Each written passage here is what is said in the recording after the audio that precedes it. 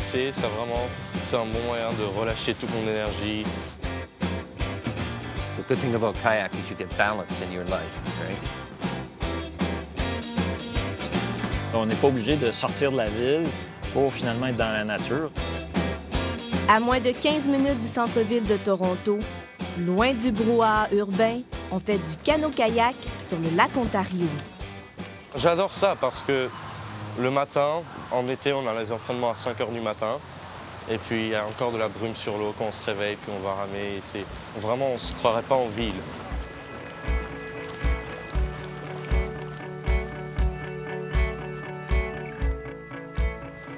Quand on fait une activité qui nous amène dehors comme ça, dans la ville, souvent, on va profiter des très belles scènes de coucher de soleil sur la ville qu'autrement, on n'aurait pas vu parce qu'on est à l'intérieur de sa maison. Donc, c'est vraiment un des avantages très agréables.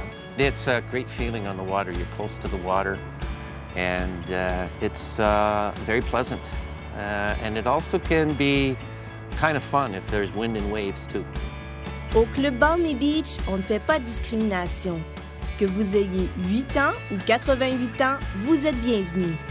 On fait des compétitions pour le plaisir comme pour décrocher la médaille d'or. Je suis sur l'équipe canadienne, puis c'est une job maintenant, c'est mon emploi. Dans une journée, j'entraîne 3 fois par journée, puis 7 fois par semaine. Les Masters, eux, ne rêvent pas des Olympiques, mais ils s'entraînent tout de même très fort. Ready, set, go!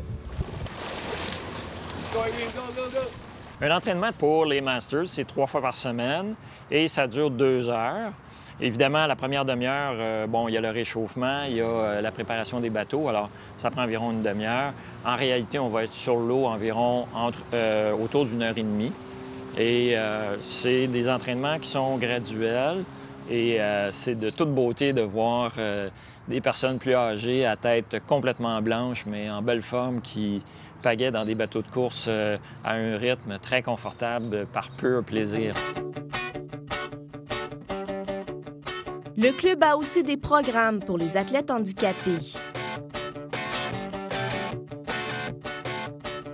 Ce qui est bien, c'est d'abord le fait d'être libre dans l'eau et se sentir... c'est quand on est une personne handicapée, le mouvement, mais lorsque tu es dans le kayak, c'est cette liberté que tu as dans l'eau, que tu peux bouger. Alors, kayak ou canot, lequel doit-on choisir? Un kayak, tu rames sur les deux côtés et tu as un gouvernail. Et quand tu fais du canot, tu pagayes seulement d'un côté et tu n'as pas de gouvernail. Et tu es à genoux aussi. Mais attention, les débutants doivent prendre la bonne embarcation. Les gens commencent avec le kayak le plus stable et graduellement, quand ils viennent de plus en plus confortables, vont vers le kayak qui est le plus chavirant. Puis les différences entre les deux, c'est surtout au niveau de la largeur, parce que les deux bateaux sont de la même longueur. Faire du canot-kayak, ce n'est pas juste pour garder la forme. C'est un 5 à 7 sur l'eau en pleine ville.